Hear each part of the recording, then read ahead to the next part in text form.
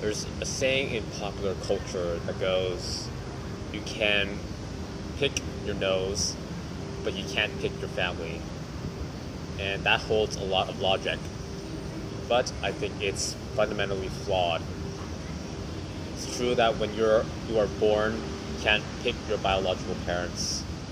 When you're young, you don't have the agency, as in you do not have the logical brain developed inside yet to pick who you associate with.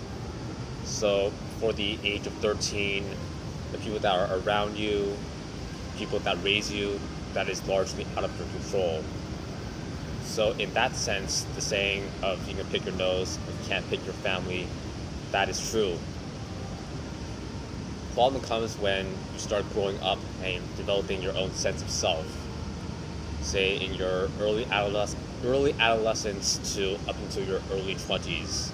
It's when you really start developing your own personality, your own way of thinking that may deviate from your family. That is when you start becoming your own person, becoming your own man, or becoming your own woman.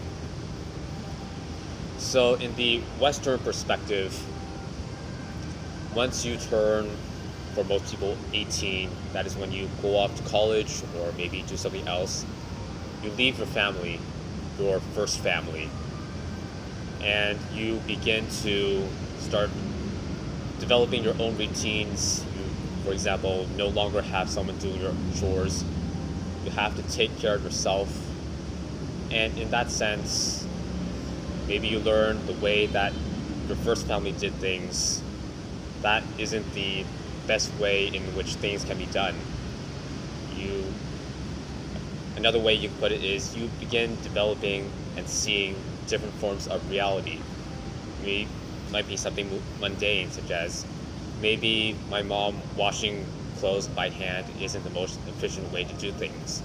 Maybe using a laundry machine is more efficient. Maybe something small like that, or maybe a lot bigger. Better way to teach people, better way to raise a family. And part of that developing your sense of self is, of course, developing your career, as well as, for most people, starting your own family, which is what I'm calling the second family. Second family that you have, it is the family that you actually form and cultivate by yourself. And by that time, most people are going to be in their 20s, maybe even early 30s, or later than that. At that point, there's no excuse of you no longer have control of your life. You are an adult. You have by that time should have a very well developed sense of agency, and it's your responsibility to create the life that you want.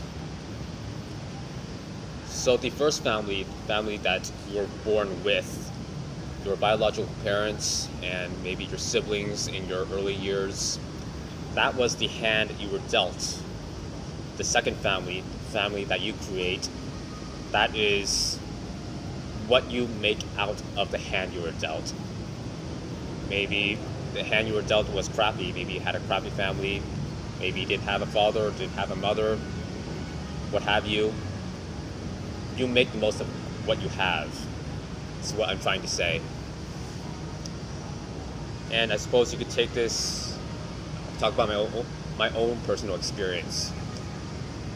There are a lot of things that I liked about my family background and what I grew up with.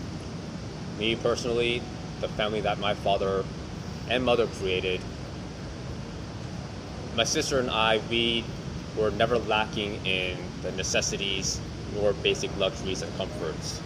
Always had enough food, had TV, internet access, but I don't think we were ever spoiled, which is what I'm supposed to say. We didn't have a whole lot of money, but it was enough to lead a good life where we never felt lacking.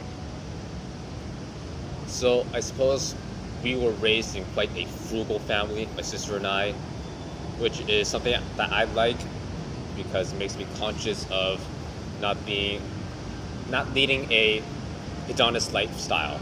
is what I want to say, not being over excessive, and appreciating what we have and what we came from. That's something that I like in my family background. Of course, there are also a lot of things that I do not like, which of course I'm not going to delve too deep into, especially with my father no longer with us, with me and my family, first family. That would, I suppose, be a bit disrespectful if I shared it with the public, my thoughts on what I didn't like with the family that he created. So I'm going to keep that to myself and keep those thoughts and find solutions to make it better. Right, so moving on. So I suppose a lot of small-minded people I've talked to, they would say that this is my family background, it's what I grew up with, and that is all I'll ever know.